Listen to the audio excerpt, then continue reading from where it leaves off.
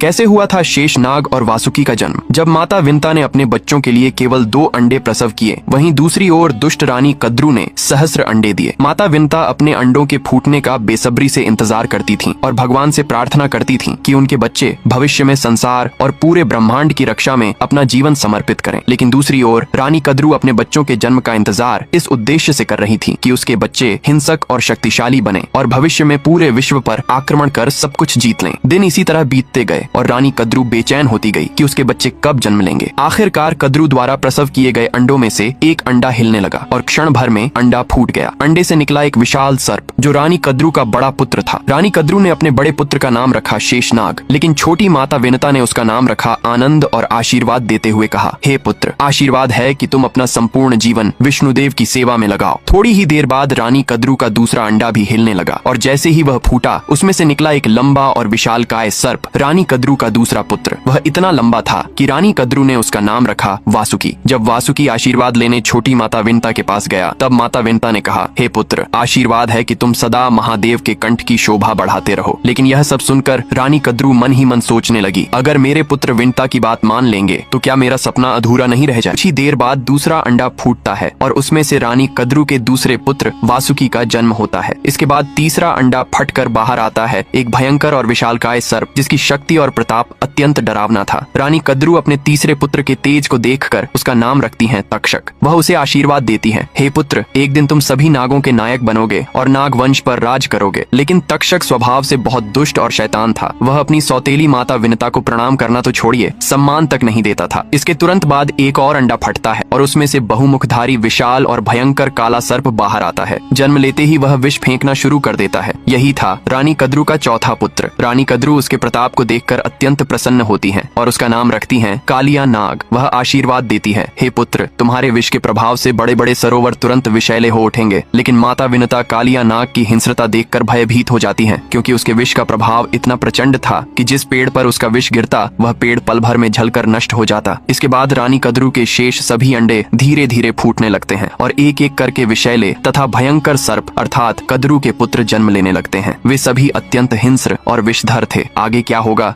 साल दर साल बीतते जाते हैं, लेकिन माता विनता द्वारा प्रसव किए गए दोनों अंडों में से किसी भी अंडे से बच्चे बाहर नहीं आते। दूसरी ओर रानी कद्रू बार बार माता विनता को डराती रहती है और कहती है, मेरे बच्चे तो कब के अंडे फोड़कर बाहर आ गए, लेकिन तुम्हारे बच्चे अब तक बाहर ही नहीं निकले। क्या सच में उन अंडों के अंदर कोई संतान है भी? रानी कद्रू की बातें सुनकर माता विनता गहरी चिंता में पड़ जाती हैं और भगवान विष्णुदेव के पास जाकर प्रार्थना करती हैं कि उनके बच्चे जल्द से जल्द अंडे फोड़कर बाहर आ जाएं। दुख और ईर्ष्या से भरे मन से माता विनता अपने प्रसव किए